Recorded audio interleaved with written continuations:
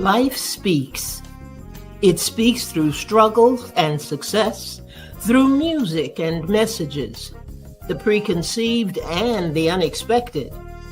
Whether you are in the depths of the valley or in the midst of your mountaintop experience, everyone needs to be encouraged from time to time.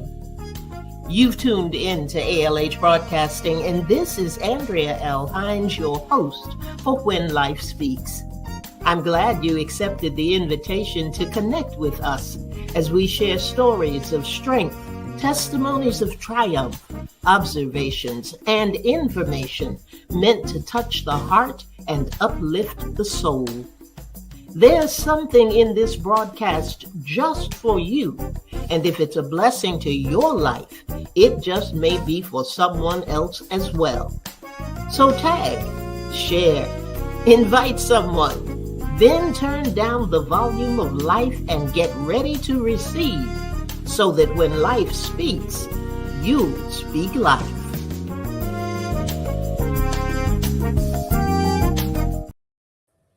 Well, good evening, everyone. This is Andrea L. Hines, and I am your host for When Life Speaks, and I welcome you this evening. I thank you for joining. Thank you for being here.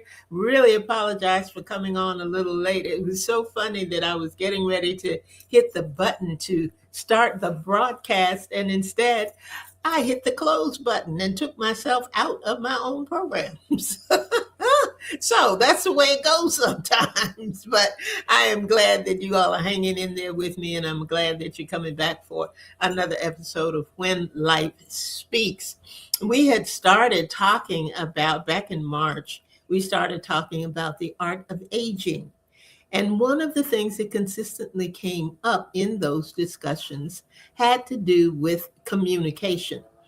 So that's what we're going to continue talking about tonight. We're going to talk about the ABCs of healthy communication. Now, understand something.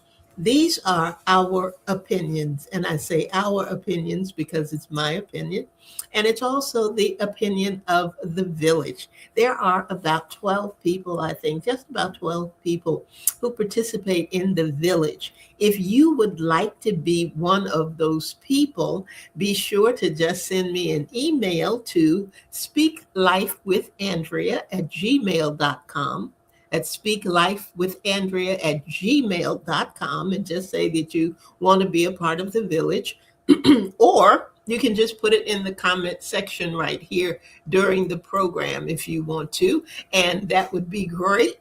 And we will include you. Now, let me tell you how the village works.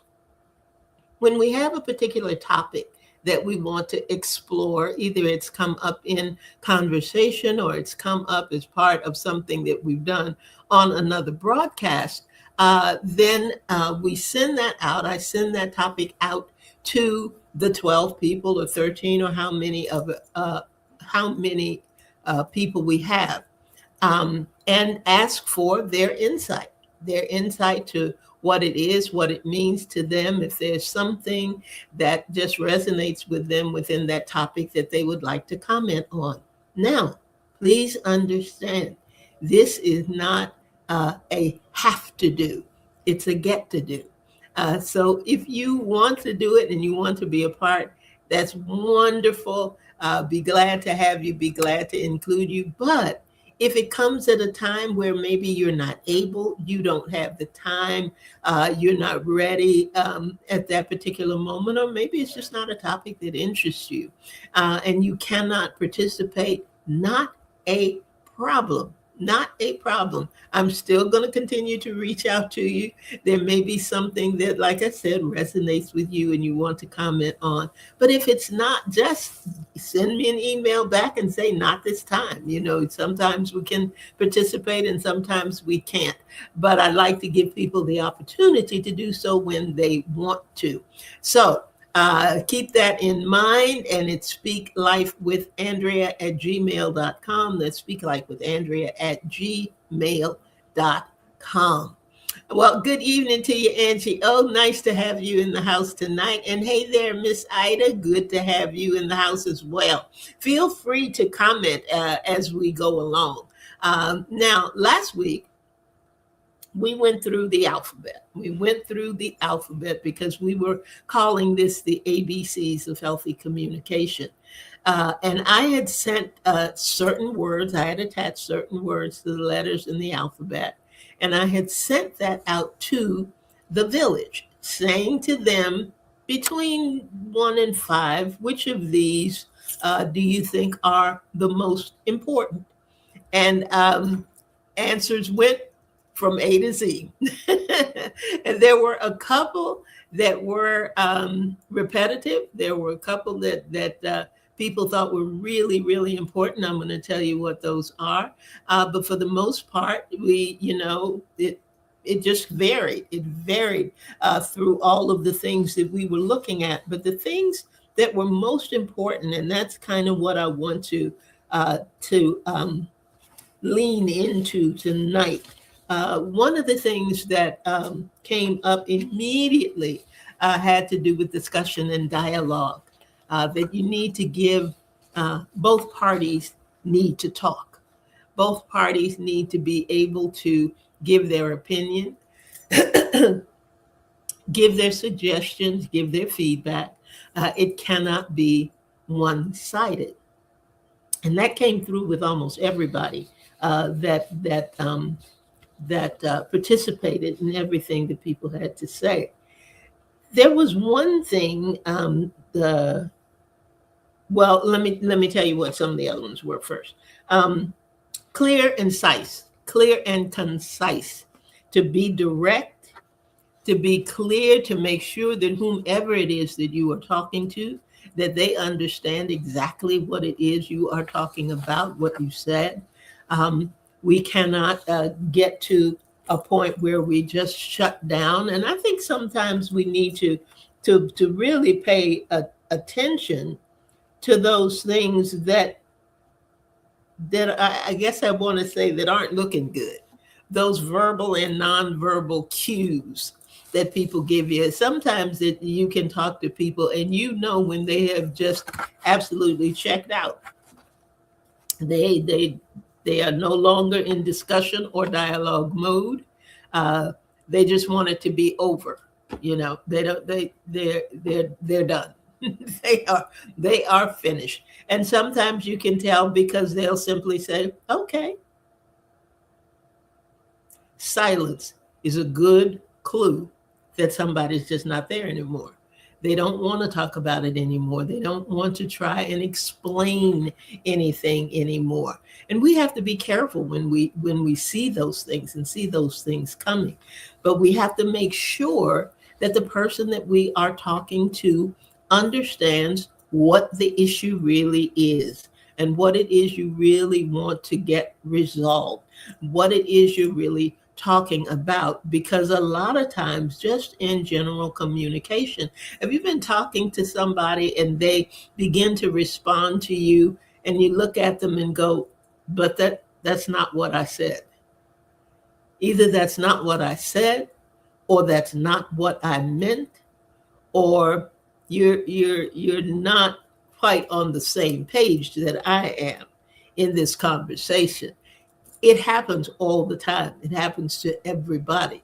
But if it is something that you are discussing that needs a resolve, then it is important that you go back, that you don't give up, that you continue in the right manner, in the right way, to make sure that you and the individual that you're talking to are on the same page. It doesn't mean that you're both going to agree. It doesn't mean that somebody has to be right, but it does mean that you have to continue and you have to look at things from the other person's perspective sometimes. And that was another one that came up and came up frequently, was to see the other side, to be sure that you are able to put yourself in the other person's place and to understand that sometimes you are misconstruing the things that they are saying. Sometimes you are so intent in getting your part said that you forget to even ask where they are or be sensitive to the things that they are saying and the things that they are not saying. Happens all the time. And I think I mentioned it in our last discussion that I was needing to talk to somebody about something and wanted to talk to them about something, and saw them and said, okay, this is the opportunity for me to do this. And I said to them, everything going okay? And they said, actually, no. And they began to tell me what was going on in their life. When they did that, I realized and was so grateful that the Holy Spirit had stopped me, because it was not the right time for me to discuss what I wanted to discuss with them. So timing was not something that we had on our list, but timing is incredibly important when you're trying to see the other side and understand that in these conversations, especially tough conversations, we're not trying to hurt each other. We're not trying to hurt anyone. And we have to go into it making the decision that this relationship is more important than me being right. Sometimes we get that. You ever I used to call them last word Lucy. Got to have the last word. Can't stop talking. Got to make sure that their point gets across. Right, wrong, or indifferent, they got to get their point said. And sometimes, and usually, that's when you get to the shutdown, because it's not just about you and your opinion. It is about whatever the issue is at hand and how you can tackle that. And the other piece that goes along with that is tackling it with respect. Respect came up very, very high on the list of things you need to be thinking about. Angie, let me see, Angie, if I can pull you in. Angie says sometimes you have to stop, regroup, and try the conversation again. Absolutely. And try it at another time. At another time. We sometimes we start over, and we can start over right then and right there, simply by asking the person, okay, this is what I was trying to say. Is that what you heard? Is that what you believe that I meant? But then there are other times that you just got to say, today is not the day for this. Today is not the day to have this discussion. And usually it works out a whole lot better, a whole lot better. There is something that came up. Now, this is one thing that came up repeatedly for folks. Own what's yours. Do not play the blame game. Own what is yours. And this person said, acknowledging where you may fall short or your role in a situation makes the other person feel that they can trust you. It's good. It shows them that you are not about blaming them for something. You own your part no matter what. Own what is yours. Boy, I tell you. And that came up over and over again. That came up over and over again. And honesty in your communication came up over and over again. This person said it is extremely important to be honest, but not brutal. That's important.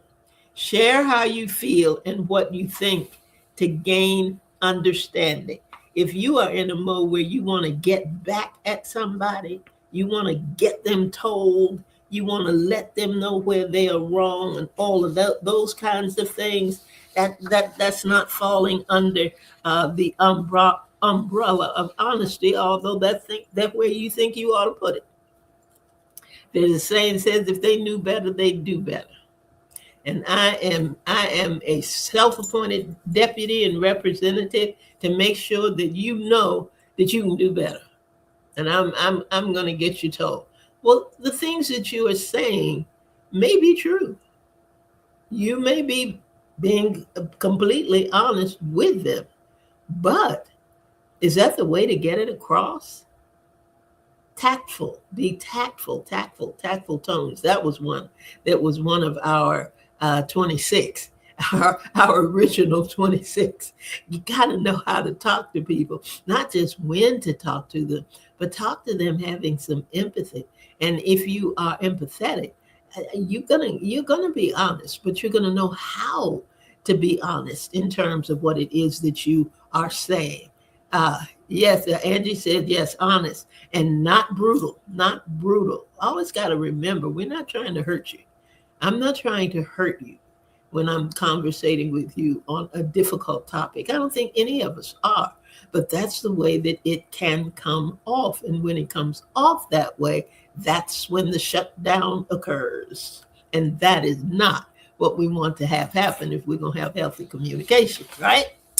Okay, there was one here, and it was the B in our ABCs, and it said, "Beware the barriers." And someone else in their uh, uh, input said, "I think understanding and knowing the obstacles help you prepare and plan. Help you prepare and plan." Now, in these instances that we're talking about, we're not talking about our general call you up on the telephone and let's just shoot the breeze. We're talking about the kinds of conversations that are difficult conversations, because that's what was coming through when we were talking about the art of aging.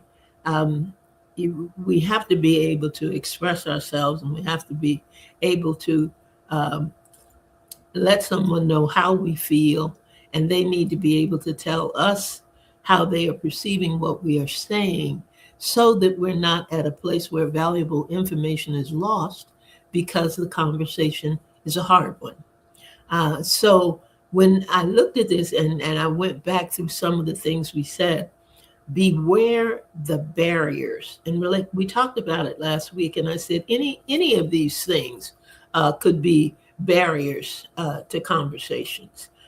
Not being able to manage your emotions, and we had that down. That could be something that is a barrier. Not seeing the nonverbal clues that are happening, and I talked about that a little bit. But there was some other things that can become barriers in our conversations, even the tough conversations. And one of the things is beware becoming frustrated. Beware becoming frustrated.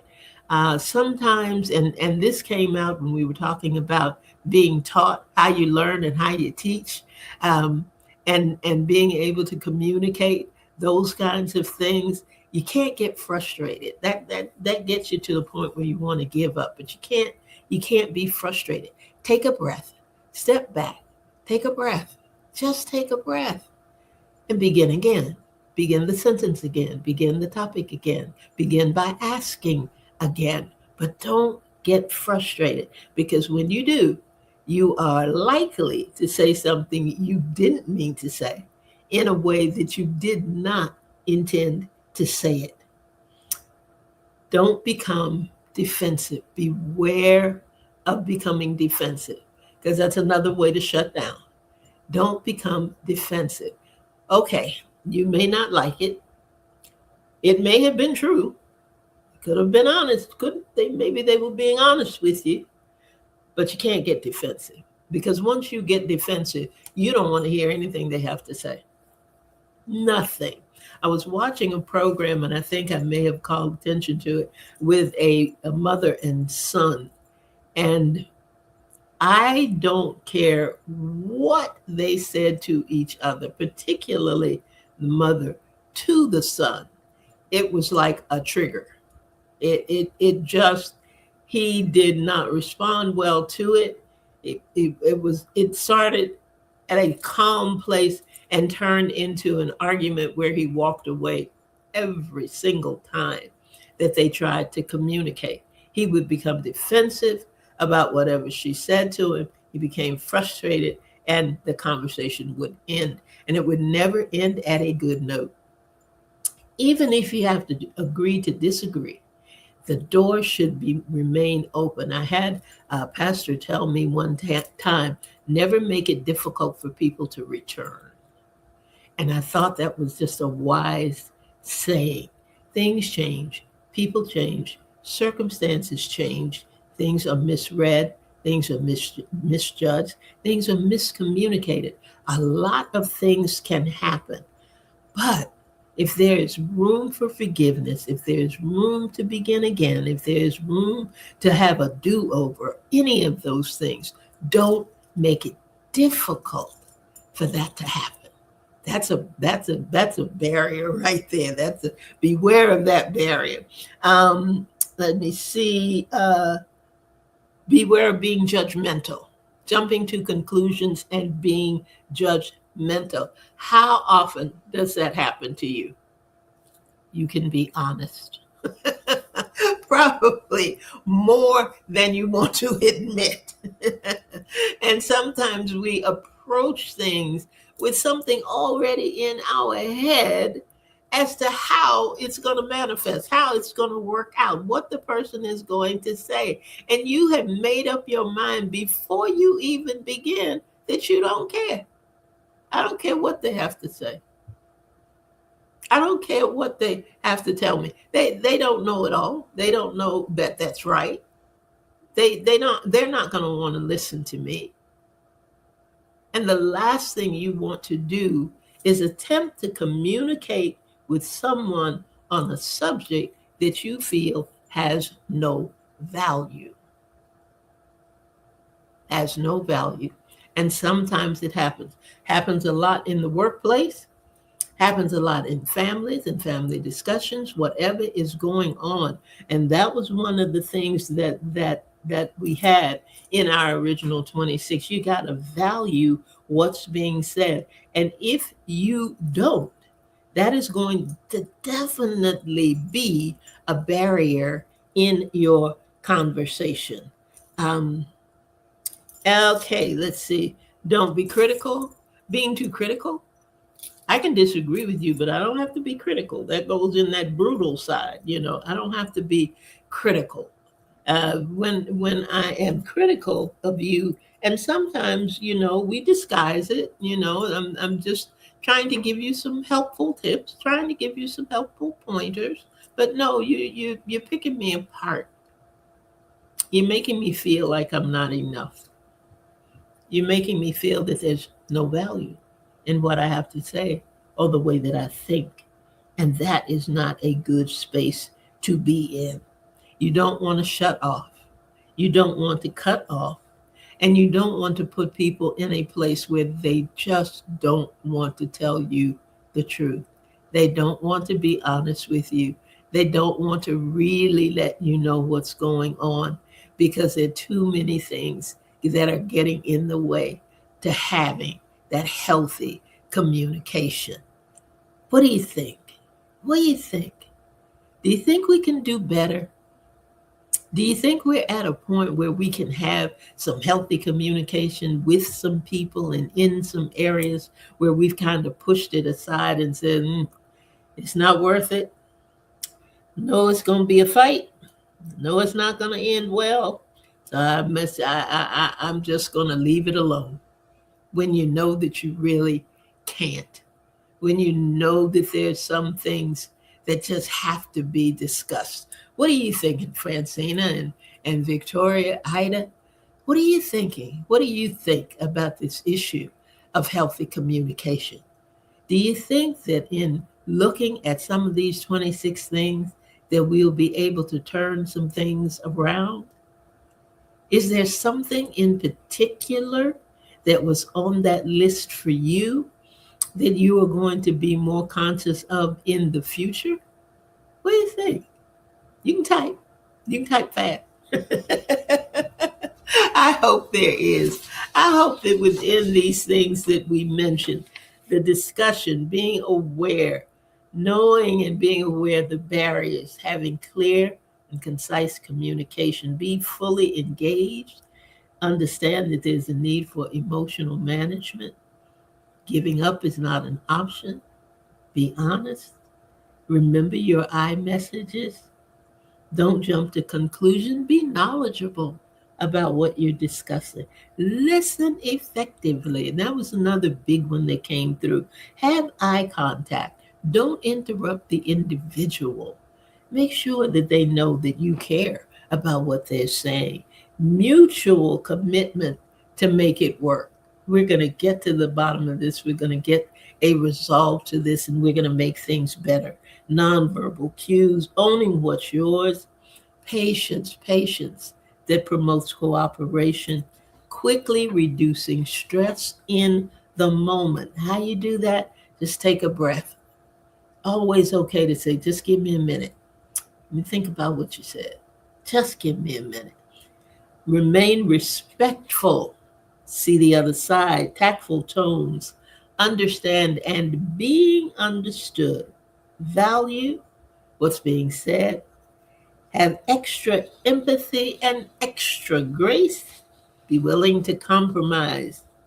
Your role matters. That goes up there along with owning what's yours.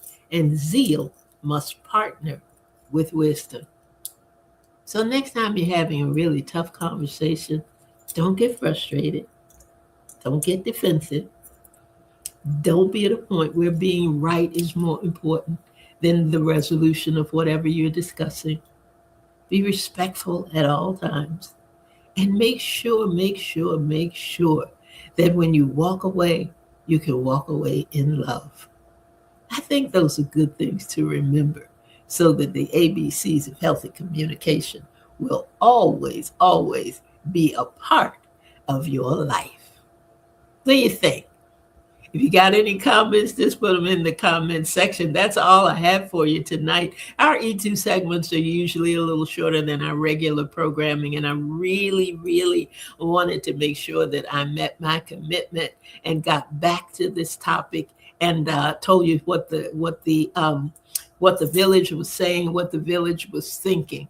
Um, let's see what Francine is saying. Francine said, I believe so. There were some things discussed that I'm working on. Being intentional to make a difference. I want to be an example to others. We can overcome, just have to put the work in. Thank you so much, Francina, for those words. And that is so true. Andrew says, when I was younger, I felt like what I said or had to say didn't matter. Kept a lot to myself. Just now learning how to communicate correctly. I always overthink, trying to make sure no one is offended. Then I end up saying nothing. And what happens when you end up saying nothing? You don't get the resolve that you need. Things continue because, yeah, it is true. If you knew better, you'd do better. If you understood what it was, I had to work on tone. For a long time, I had to work on tone because I was hurting people's feelings and I was offending them, and I had no clue why. I was just a kind of get it said, let's go. And I didn't really take anybody else's feelings into consideration because they weren't thinking like I was thinking. But I have learned over the years to soften my tone. I have learned to take my time. And I have learned that just because I'm thinking it, I don't need to say it. I just don't need to say everything. And that's a good thing to know about. Sometimes healthy communication means keeping your mouth closed. Think about that. Think on those things. But I'm glad that you all enjoyed the program. I'm glad that you enjoyed the ABCs of healthy communication. And I hope you will apply them. I hope there'll be some things that you will remember the next time you get into a discussion or a dialogue and just need a little bit of help to find the smooth spot, right?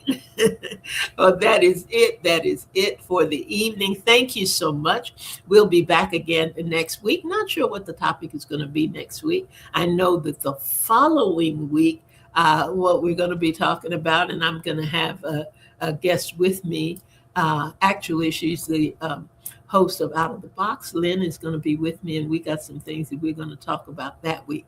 But come on back next week. And when you come back next week, turn down the volume of life and get ready to receive so that when life speaks, you speak life. Good night, everybody.